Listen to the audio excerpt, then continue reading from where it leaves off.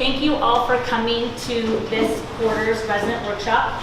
For those of you who don't know the formatting, the first month of a quarter is a board meeting. The second month of the quarter is the fireside chat with myself, usually out in Dante's Corner. The third month of the quarter, we're doing these resident workshops. The idea is to give you all as residents an opportunity to have face time with members of your board, along with members of the management team without having to be in a formal setting. So really quick before we get started, if you don't know me, I'm Nicole Carriega, I'm your community manager. I'm going to go ahead and really quickly introduce a couple people that are here. We've got another member of our team coming. Chris Reeder is your assistant community manager. John Robbie is your facilities director. In the back is Mark Gatchell, your lifestyle director extraordinaire. The newest member of the team, Danny, if you could stand up, is Danny Wall. She is your administrative assistant. And shortly, Katie Lucas will be walking back in. She's the concierge. I have the entire team here today so that you as residents understand that our entire team knows what the message is, and any one of you can call and get the answers to your questions. I don't want you to feel like if I'm not in the office or Chris isn't in the office, there isn't somebody capable of being able to address your concerns, or at least be able to get the right person involved in addressing them. Today, for your resident board members, you have board member Barry Wilson. He's been on our board now for a while.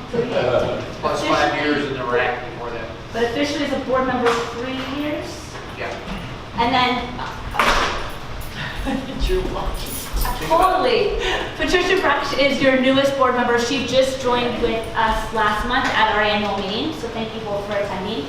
This is, again, like I said, an opportunity for you all to be given a little bit of an education, but also have some face time with your board. The topic of today's workshop is really about what is, Katie, wait really quick, I introduced you while you were out. This is Katie Lucas, your concierge, if you haven't met her. Today's focus is really about what is your responsibility as a condo owner versus the association's responsibility, and how we work together in making sure that we obtain greatness and getting those things taken care of. So you all have an agenda. My slideshow is going to go along with the agenda. Let's start with the outside of your condos that you might not realize are yours. Can we ask a question or no? Already? Yes. Will this slideshow be available on Those Condo Living at the end of this presentation? So at the end, we're going to be putting up the presentation and the video. Give us until probably Monday to do that, because the guys have to do some condensing of the video and everything. And what we've been doing is we've created a private YouTube page where we linked our last resident workshop to that. So you'll log into our website, you'll be able to see the link, and you'll be able to get to this. The PowerPoint, however, is literally just the agenda. Okay. There's nothing extra on the PowerPoint. Thank you. So for the unit owners, your responsibilities include your air conditioner. On the top of every building is an air conditioner for your unit. Even though they're on the top of the building, that is still your responsibility as residents to maintain your air conditioner. We do have a couple people in the VIP guide, and you're going to hear that 100 times today, that are recommended for you to utilize as air conditioner service and repair. Unless you live in building 10, the cable and internet is something that is required for you to handle. That's a service that you engage in. Currently, the setup is that you can have Cox, CenturyLink, or DirecTV. That being said, should somebody be interested in going with a dish or a different option, just come and see us. We potentially have a way of making that work now that the age of the buildings are where they are. If you are in building 10, which I know a couple of you in here are, internet and cable is actually provided as part of your HOA under a multi-dwelling use agreement, which basically means you're stuck in it until I think 2023 as residents, and then that can be renegotiated at that point. The other thing is your electricity and electricity panels. You have one in your unit, and then your meter is also below in the parkade. As residents, you actually pay for your electricity, and the electricity is your responsibility. You turn that on, you turn it off if you transfer, and if you have any issues with that, you all have a circuit breaker that looks like this in your unit. Typically, that's where your issues occur. Doesn't mean our team's not going to be able to help you, but we aren't, certified electricians. That's probably going to be in your best bet to reach out to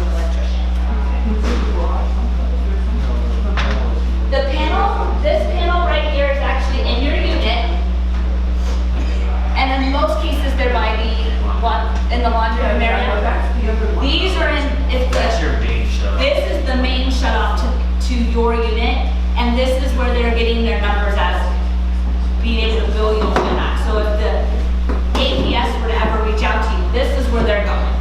You don't need to go there. You don't need to go there. 90% of the time, you would have no reason to go there. You also are responsible for your key fobs and your access to your building.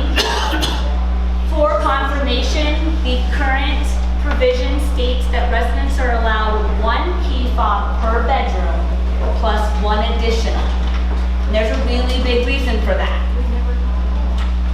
People pass out their key fobs to people that don't live at Toscana, and then other people utilize your amenities and drive up the costs for you to maintain them.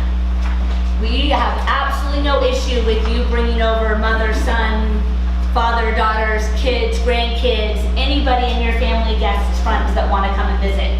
What we don't want you to do is give it to your niece because she lives down the street and has 2 little kids, and on Saturdays and Sundays doesn't know what to do with them, so she comes to Toscana, takes her kids swimming, and then leaves.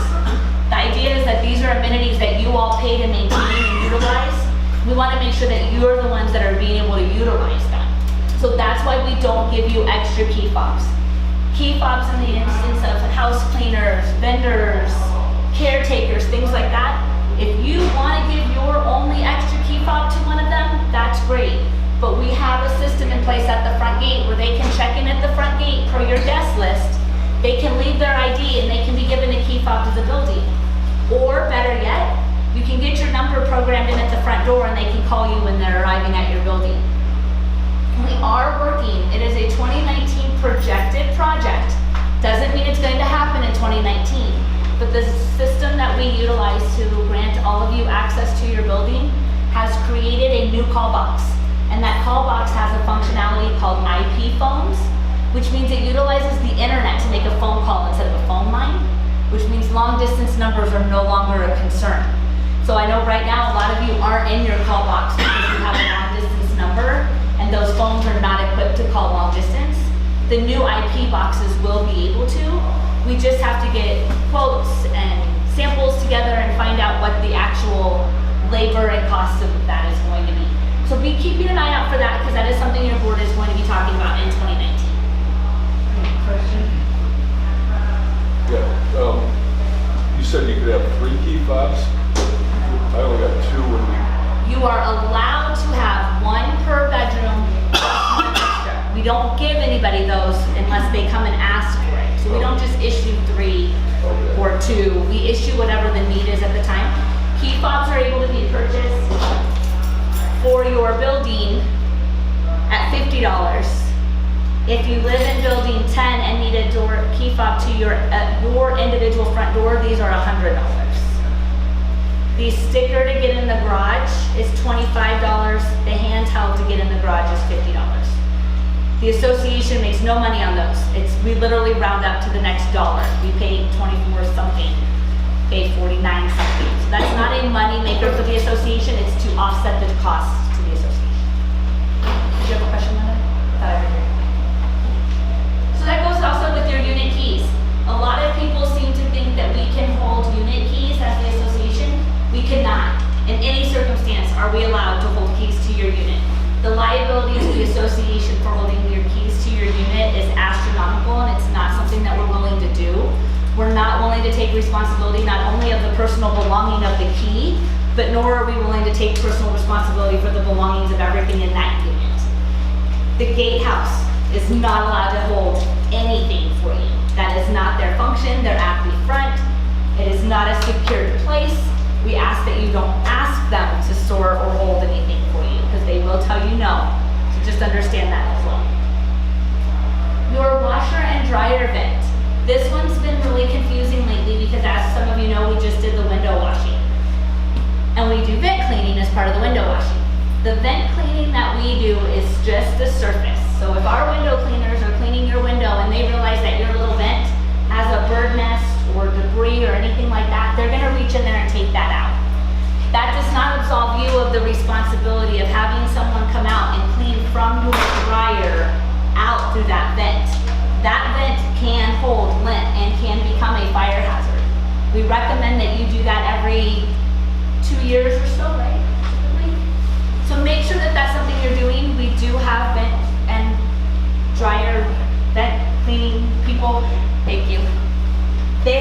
are you moving this where they're? So they're Y&Y Air Supply and they're under cleaning supplies. They've been here, they were at our vendor fair Saturday, they're excellent.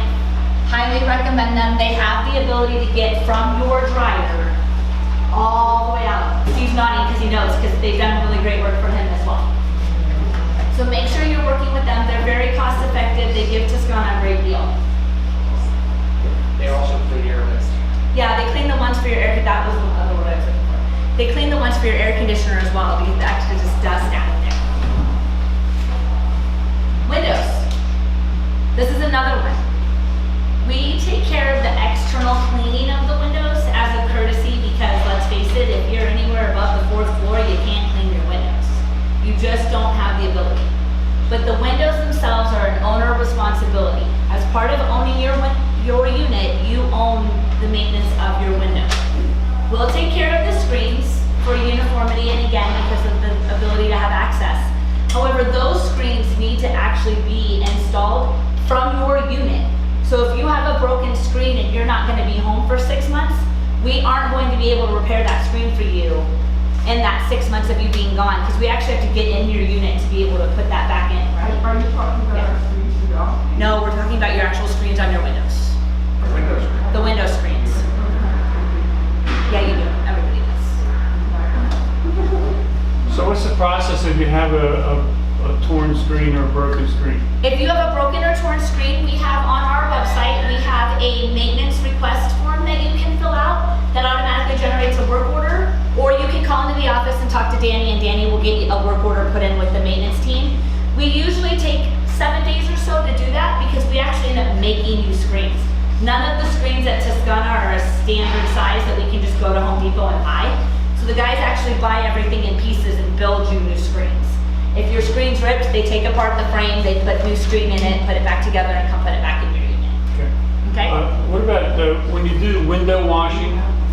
When you bring in a vendor who does the window washing, is it expected that they will wash the windows behind the screens? Yes, they remove the screens. They do. They remove the screens. Yeah, and in fact, most of our screen repair comes from them having to play with the screens, Okay. because they're not really supposed to be taken out from the outside, Okay. like I was just saying. So they've broken a screen or two in doing window washing. Window washing is done for each building twice a year. You will see them on site every quarter, because we split the property in half, but each building will be done twice a year. If you feel as though your window has not been cleaned properly during the cleaning process, prior to calling us, do 2 things. 1, make sure that there's nothing on the inside of your window, because that happens. The other thing too is, for everybody at Tuscana, other than probably building 10 and probably 15, the windows of your buildings are aging. They originally had like a gas type thing inside them. That's going away, and you're starting to see humidity and condensation in your windows. That is not something our window cleaners are going to be able to get off. It is actually inside your windows, and your windows need to be replaced if that's happening. And we're seeing that happen more and more, and it's being determined that that's the cause after a window cleaning, because you don't realize that your window isn't dirty until they've just been out to clean.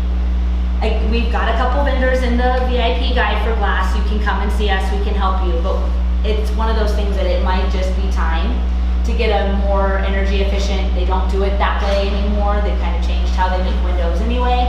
And we've found a couple companies that are able to match the style and size of window that you have here at Tuscana. So, I'm sorry. So is there a consistent size on the air conditioner vents, or the screen, The filter? the filter? As far as I I have know- not been able to find the right size in the maintenance package. So if you could give us info on how to do that, or where to get them. Okay. Have you got the size off of yours? And you couldn't find that size on one before? Okay. Right. Really? No. Do me a favor, take a picture of it and send it to us. Yeah. Okay. We don't really do anything inside the You would unit, think they so I were don't know what the exact consistent, number is. because they were all built at the same Yeah. time. But you should be able to find your air filter size on the air filter that was in your system already. So if you open it and look, they usually say, and most popular is the 20 by 20 by 1 or the 20 by 25 by 1. Those are 2 of the most popular sizes. So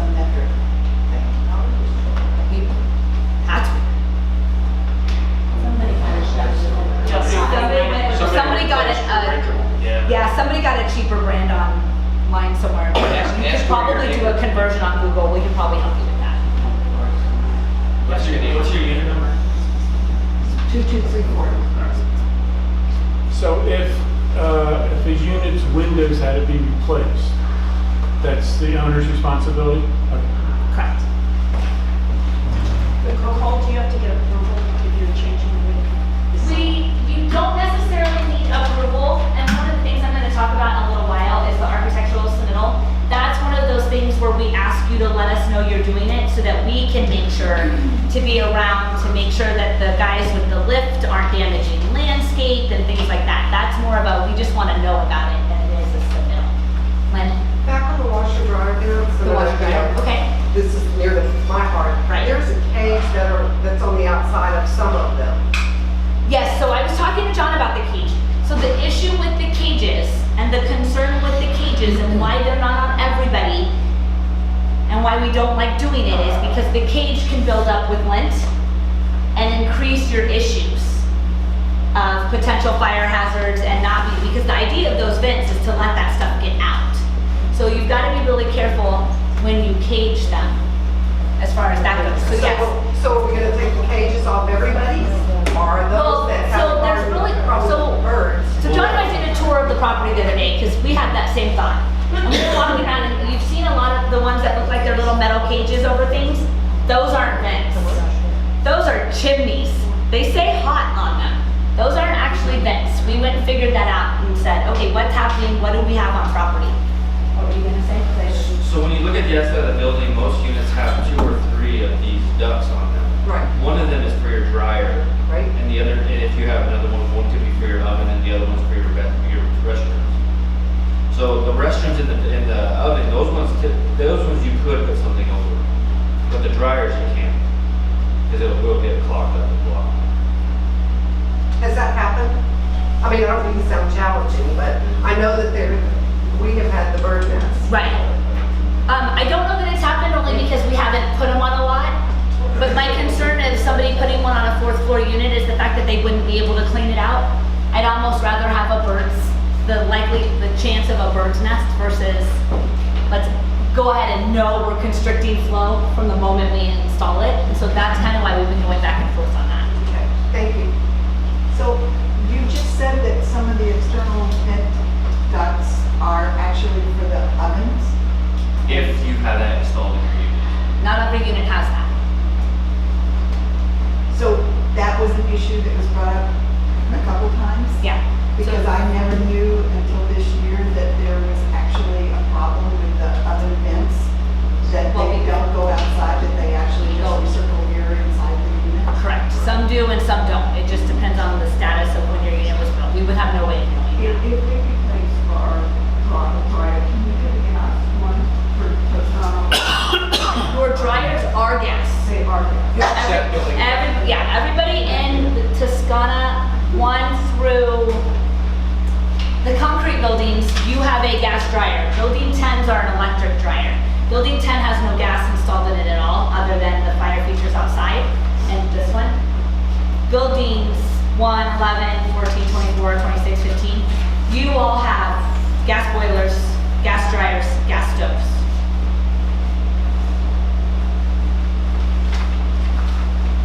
Back to the windows. So we're on building 10 on the construction side. Do they not wash the windows and all that stuff?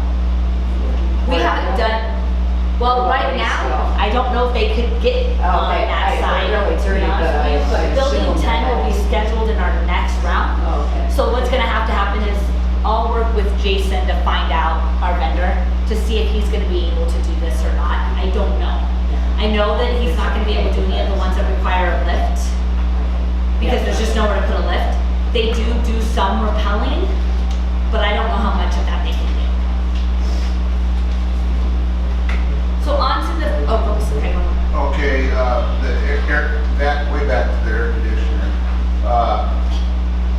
So is it, this person that you said in there that comes in and cleans, are they equipped to hook up gauges and stuff to make sure that your air conditioner is running efficiently and I don't think that's what he does. I'm pretty sure he just does the cleaning. You would probably have to get somebody else for that.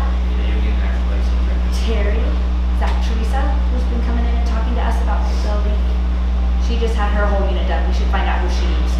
We just had a resident who had an energy efficiency test done in her condo, and that was one of the things they did. And she actually had all her air ducts cleaned and resealed, and she's already seeing a savings. So that's something we can put out to you guys. We can find somebody and help you with that. I just wondered that back home we have a service guy that comes in and checks the furnace and the air conditioner once a year to make sure that everything is that everything is set right and. Now Corey from AZ Air could do that, and they're in your VIP guide as well. Corey can make sure the system itself is functioning, but I don't know how involved in the duct work he would actually get. But I know he can make sure your system itself is functioning. So we'll work on getting that out to you. What was that name? Corey from AZ Air, he is also in your VIP guide. Alright, What's the recommendation for filter changes on your HVAC units? it depends on the filter you buy. Filters are rated for a timeline.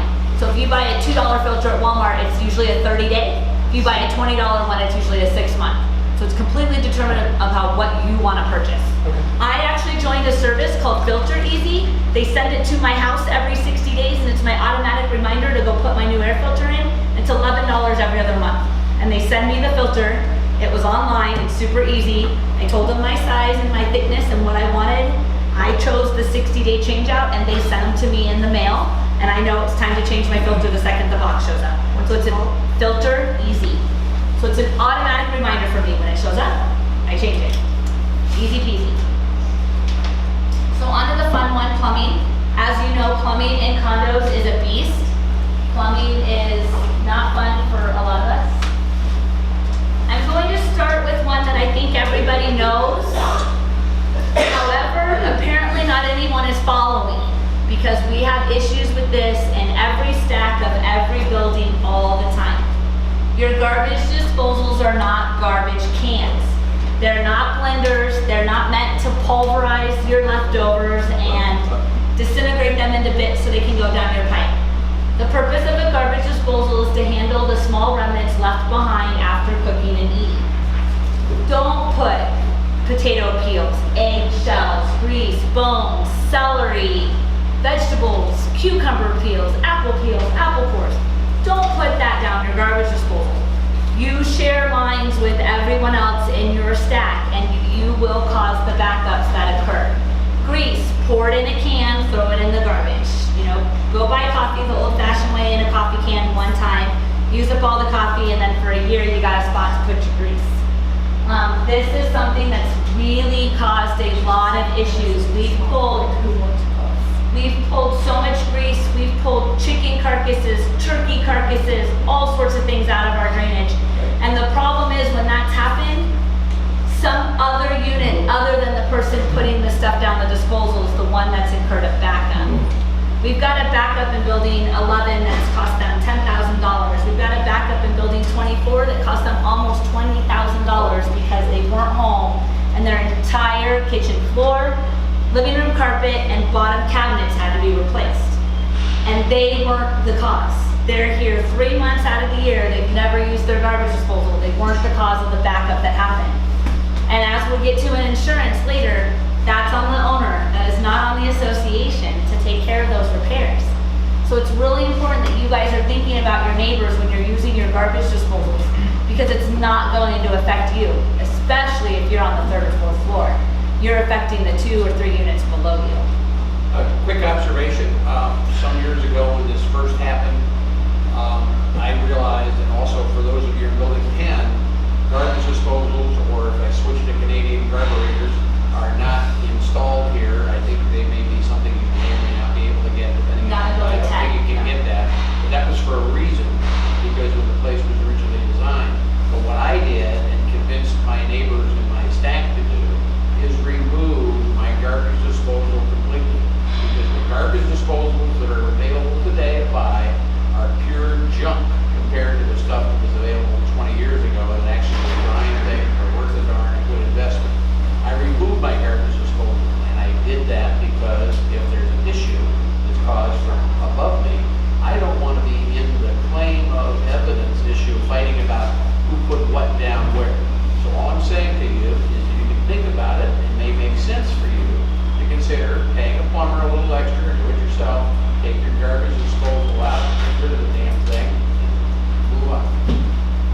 I'm done. And so before I go to the next slide, are there any other questions about garbage disposals? There's something about garbage. Okay. Sorry. It's okay, go ahead. There's something you can do that will, that this time you can't do it. Next slide. Next slide. Yeah.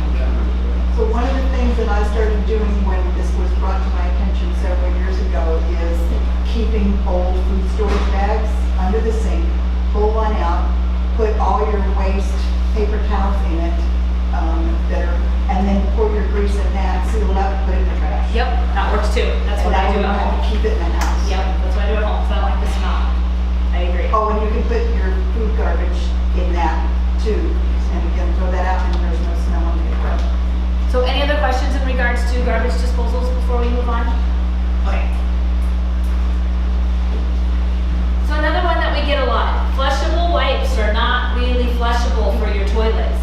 99% of the time that there is an issue with the resident's toilet, it is truly in your pipe of your unit. It's very rarely that there's an issue with the stack. It just doesn't happen in the world of toilets like it does in the world of kitchen sinks. So if you find that you're having an issue and this is something you're using, stop using them and you'll be fine. So we wanted to make sure we put that out there. Or put them in the wastebasket, don't flush them. The enzymes, we've been emailing this to you for a very long time. We've gotten our hands on an enzyme that you're able to pour down your drains. We recommend that you pour them down the last thing before you go to bed at night so that they've got as much time as possible to kind of sit and work your way through. The enzymes will break up a lot of that corrosion that gets built up in the pipes. We've been asking that 3rd and 4th floor units for the first round of us purchasing this enzyme, take advantage of it. I think we've had, how many boxes we've gone through now? So we've had 40 plus residents come and actually get the enzymes from us and utilize them. We're at the point now where we kind of want to start seeing some 1st floor units do it as well, just because John's going to go over some stuff with the pipes with you. And we're finding that that 1st floor might help out a little bit as well. We do have enzymes, so after the meeting, we don't have enough for everybody in this room because we have to get them from a dealer. We aren't able to just purchase them online, and neither are you guys. We have to actually have a plumber order them for us and get them to us, which is why we're just giving them to you because it's kind of a pain. But we have some today, and you can email us and we can get a list and we can get another order put in. So are they for toilets or sinks or what? No, not really toilets, it's for your bathroom sinks, your kitchen sinks, your showers, that kind of stuff. It won't really work well in the bathroom, toilet. I'm sorry. I thought you mentioned the enzymes you were like that. I just said you put in your toilet, right? No, your sinks, your drains. No. You do it once, and I think it's a once a week, and then It's recommended to do once a week, but honestly, anything here would probably help, so once a month would be great. And the bottle itself is concentrated, so there's multiple uses in it. So even if you just made it a habit of doing this, like John said, once a month, and all of your drains before you went to bed at night to let it just start working its way through, you're helping the whole stack. You're not just helping you, you're helping everybody. And then water shut-off regulations. This is another one we get a lot. And there's going to be a couple things that we're going to talk about with this. First off, your CCNRs require that if you're not in your unit, somebody run your water every 30 days. That is a requirement. If we found out you aren't facilitating that, that is considered one of our violations of the CCNRs. It's hard to prove, I know that. But if there was ever an issue, like Barry said, where they're doing the investigation of a cause because somebody's deciding to subrogate against another insurance and they found out that you weren't running your pipes, there is a potential liability there for you. We have multiple concierge services that will come on property and walk through your unit and flush your toilets and run all your drains and make sure that everything's flowing smoothly and the way it's supposed to.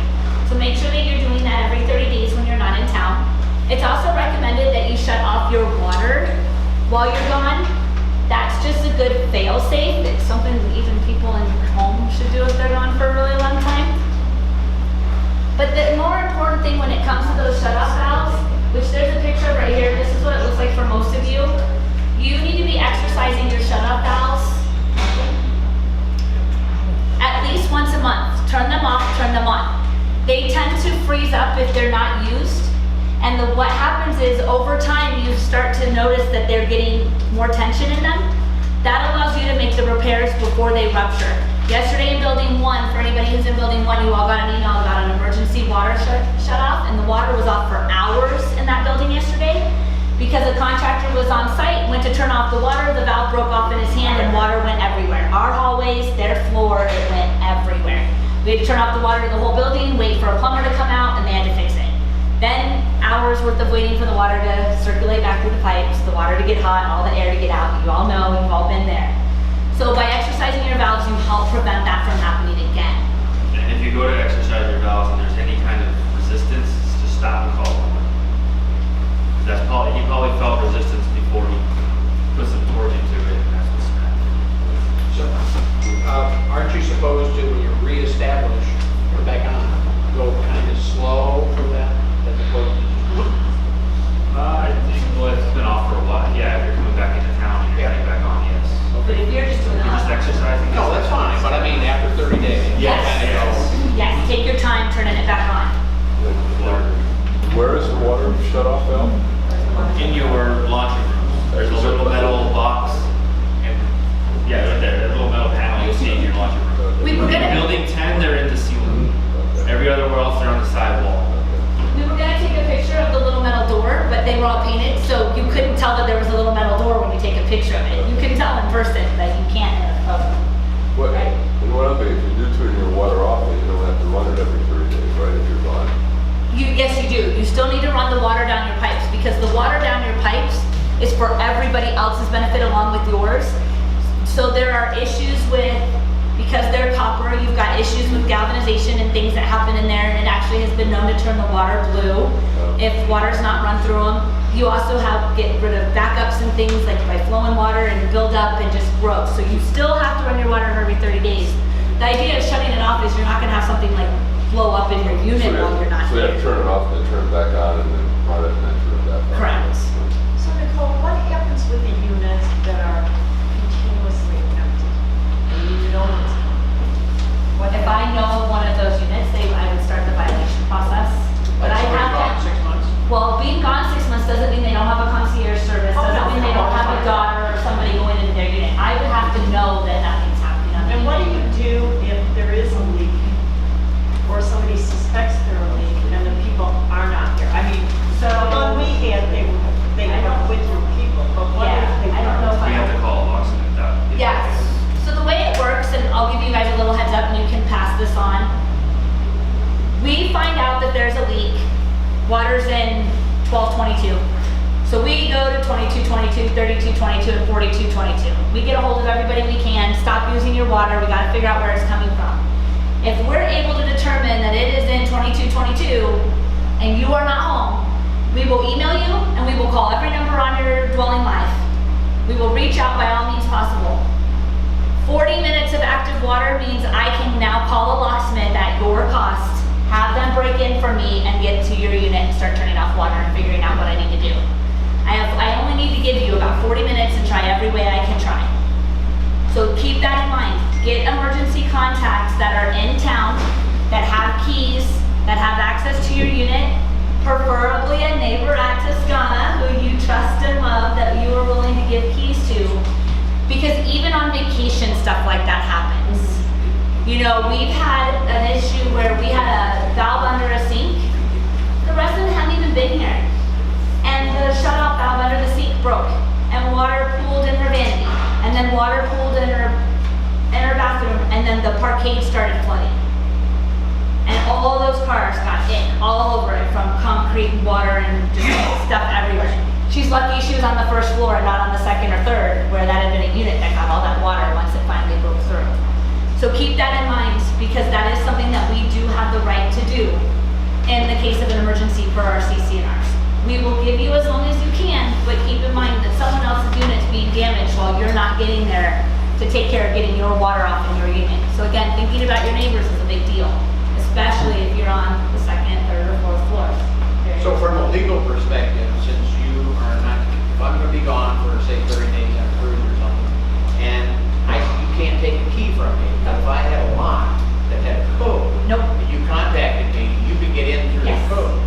if I call you and you give me the code, yes, I can.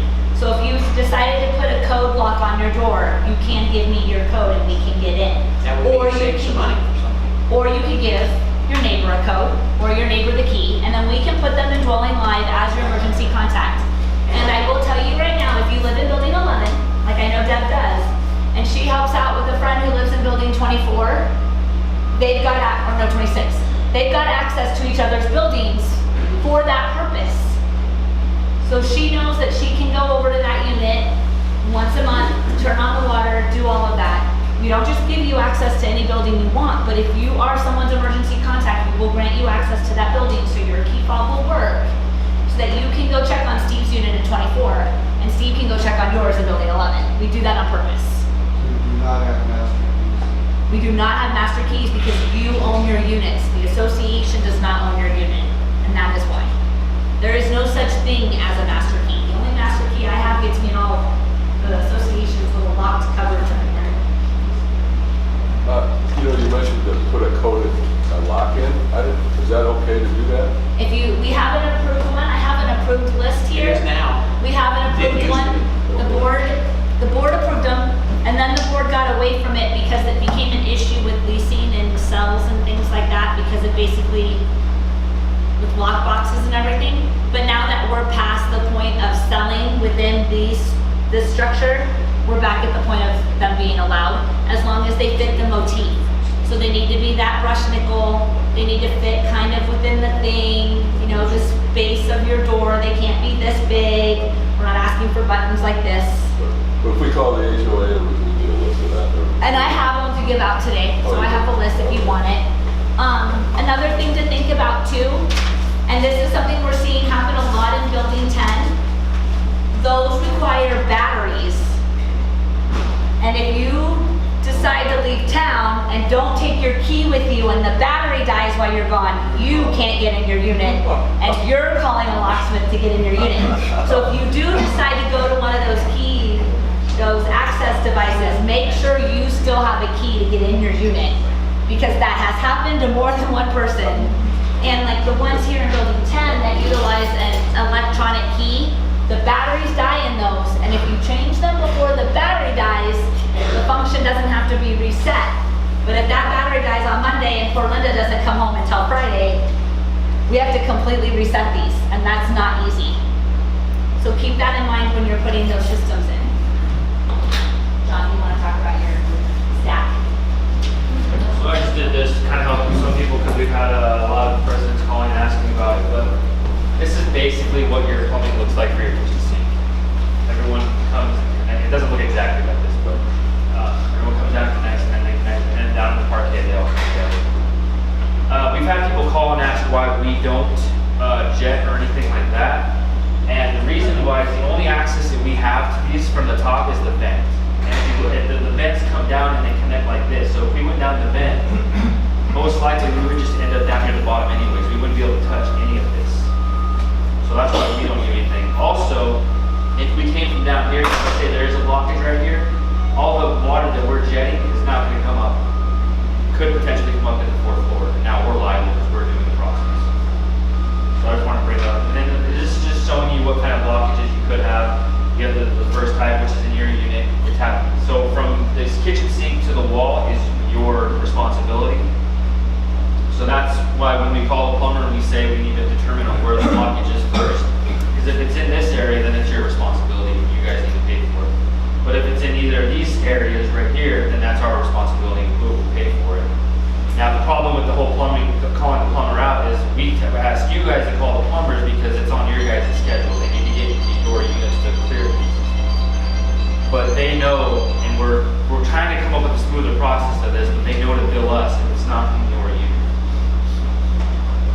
So, and then, and a lot of you call asking, trying to determine on who's responsible. The problem is let's say 4th floor is the one putting the potato field down the thing. That blockage could make it all the way down between the 3rd and 2nd. We can't determine exactly who is at fault for that. The only way we can determine is if there's a blockage right here, then obviously it can only be the 4th floor. But if the 4th floor doesn't have a garbage disposal, we obviously not doing it. Well, but they could still be causing a blockage. Could be. Yeah. And one of the biggest problems with putting this stuff is grease, honestly, and cooking cleaning a pan off once a week, that grease is gonna come down, and as it cools, it's sticking to the sides of the pipe, causing the pipe to get narrower and narrower and narrower. So finally, you just put something small down there and it creates the blockage.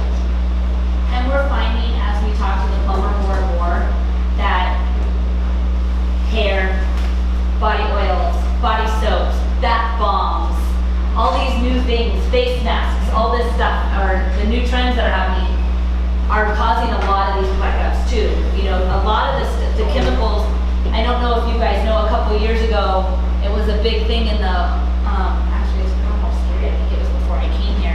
The Obama administration actually made it illegal to utilize for soap companies to continue putting those exfoliating beads and stuff, because not only are they not biodegrading and they're hurting the earth, but they're causing major issues in plumbing, because it wasn't sea salt and it wasn't peach pits and whatnot. It was actually pieces of plastic that were in all of these soaps, determining that they were exfoliating. It was causing major issues in plumbing. We're seeing stuff like that. If you utilize stuff like that, it backups in these pipes easy. Isn't that what the enzyme stuff is for? They get rid of that? Yes, but not everyone's ever gonna be, I'm never gonna get every single person at Tuscana to be able to utilize the enzyme. So by not using some of that stuff, you help out too. So yes, the enzyme's going to help, but It's not a cure. it's not a cure-all. I mean, the biggest thing that I have to say is there is no cure-all. No matter how often we jet in the parkade, no matter how many people use the enzyme, no matter how many people don't use their garbage disposal, life still happens. This is still going to be a potential. We are just trying to minimize the potential for loss for everybody. What about using like Drano and all that stuff? Is that? Drano's horrible, don't use Drano. If you go down the parkade, you can see some areas of the pipe where little tiny rust holes are coming through. That's from people using Drano. It slowly eats through the iron.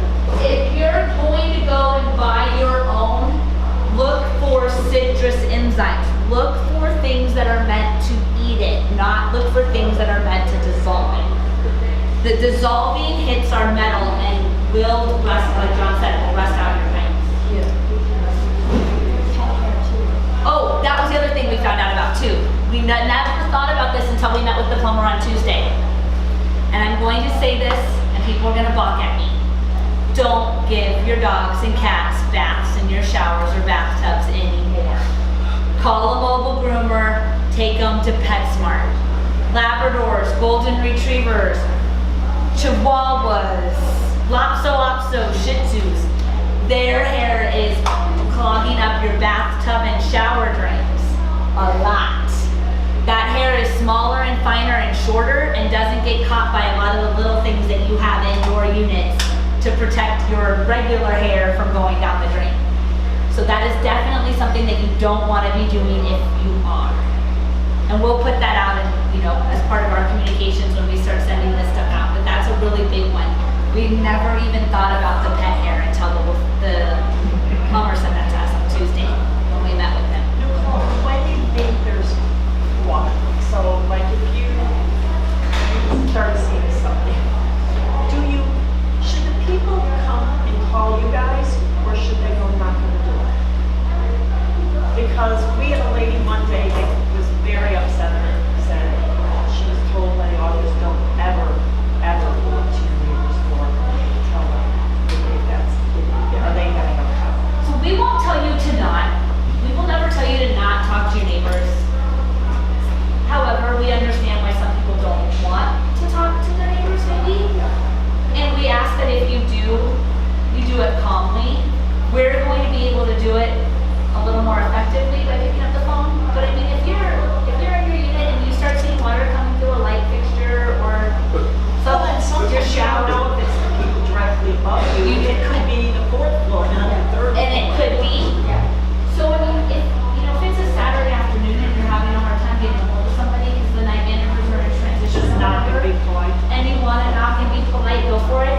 I think it's still a good idea to let the association know what's going on, because at some point, John or I might get the call from the plumber that says, hey, I am in Stan's unit, and this blockage is not in his drain, can I bill you for it?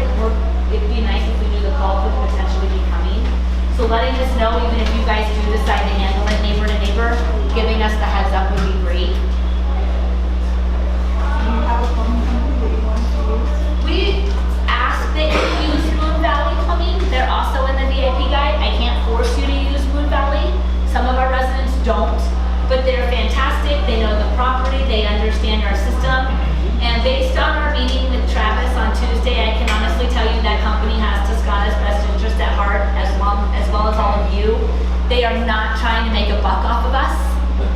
They are really, truly, they're doing a really good job. They've become a really good community partner. Considering we don't hold a contract with them, we are not required to use them for anything.